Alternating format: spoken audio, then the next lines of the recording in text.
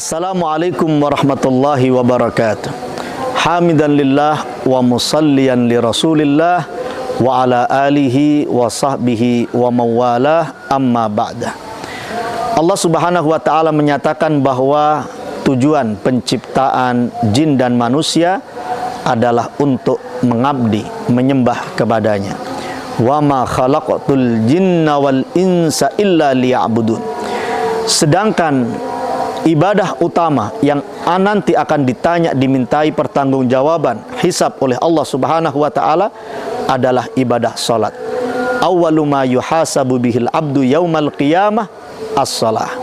Maka dalam momentum ini marilah kita berkomitmen untuk meningkatkan kualitas salat kita. Selama ini barangkali kita sekedar salat, tidak benar-benar salat. Ada istilah mutlaqus shalah, ada istilah iqamatus shalah. Mutlaqus shalah tadi sekedar salat, tapi iqamatus shalah benar-benar salat. Bagaimana kemudian kita melakukan salat ini dengan sebenar-benarnya atau iqamatus shalah? Maka ulama mengajarkan beberapa hal, dan itu banyak. Di antaranya kita sampaikan dalam kesempatan singkat ini. Yang pertama, dimulai dengan wudhu yang baik. Kalau wudhunya khusyuk, sudah menghadirkan hati, maka insya Allah salat yang akan dilakukan setelahnya juga akan khusyuk dan insya Allah akan menghadirkan hati. Dan itu dilakukan oleh Al-Imam Ali Zainal Abidin. Dalam kitab Masturul Ifadah dikatakan, ketika beliau berwudhu, tubuh beliau menggigil, wajah beliau pucat pasi. Maka ditanya oleh sebagian keluarganya, mengapa wahai Imam Ali Zainal Abidin, apa yang terjadi padamu? Apakah engkau sakit? Dijawab oleh beliau, apakah kalian tidak tahu? Setelah wudhu ini, aku akan akifu baina yadaiman. Aku akan berdiri di hadapan siapa? Maka pelajaran bagi kita, tentu khusyuk. Tidak harus kemudian ketika kita wudhu, tidak harus menggigil, pucat pasi dan seterusnya.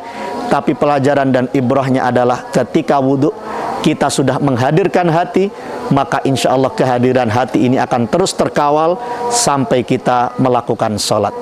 Yang kedua, kita niat sholat tentu selain niat yang sering kita baca, maka jadikan sholat ini sebagai syukur kita. Berapa banyak nikmat yang sudah dikaruniakan Allah kepada kita. Kita diminta untuk sholat, maka kita melaksanakannya.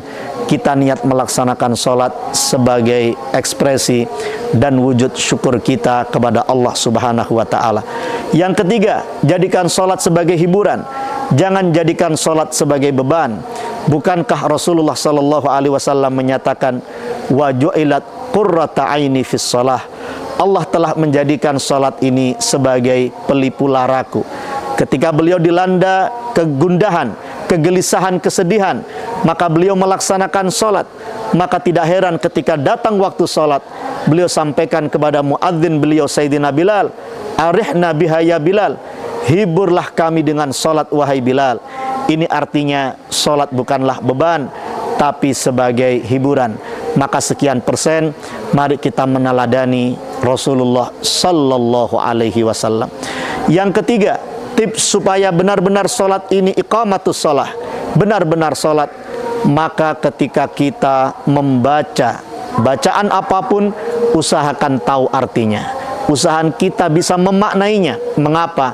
Karena resep yang selanjutnya adalah ketika kita salat, benar-benar jadikan Allah sebagai mukhatab, jadikan Allah sebagai mitra tutur kita, pihak yang kita ajak bicara, dan memang kita sedang berbicara kepada Allah subhanahu wa ta'ala.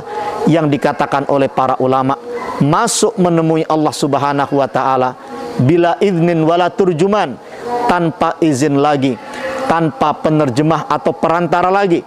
Masuk ke mihrab artinya masuk ke tempat sholat kita. Kita bertakbir, kita berbicara, ngobrol dengan Allah subhanahu wa ta'ala, masuk kepadanya tanpa izin lagi, wala turjuman, tanpa perantara penerjemah di antara kita dengan Allah subhanahu wa ta'ala.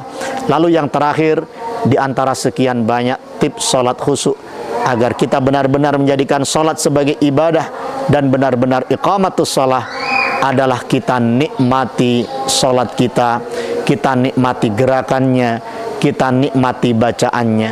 Memang ada istilah tumakninah. Tumakninah tidak sekedar aspek fikih.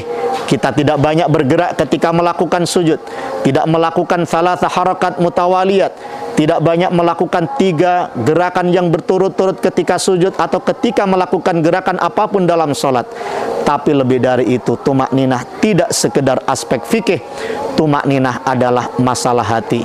Tumakninah dari kata ketenangan. Hadirkan ketenangan ketika kita sholat, sampai puncaknya kita mendapatkan predikat ya ayyatuhan nafsul mutmainnah, orang-orang yang memiliki hati yang tenang, yang nanti di akhir hayat kita dipanggil dengan seruan yang indah tersebut, wahai pemilik jiwa-jiwa yang tenang. Maka tumakninah kita bangun, kita latih melalui sholat-sholat yang kita lakukan, hadirkan.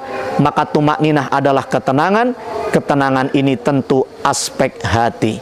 Nikmati berdiri kita, nikmati rukuk kita, nikmati i'tidal kita, nikmati sujud kita dan seterusnya.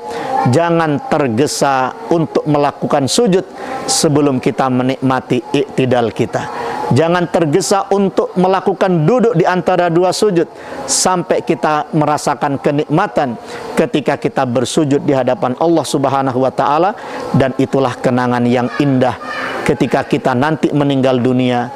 Kita memiliki kenangan yang sangat luar biasa, bahwa kepala yang sangat kita hormati, sangat kita muliakan, kita letakkan di bawah, sampai di bawah bagian pantat kita, karena demi sujud kepada Allah Subhanahu wa taala.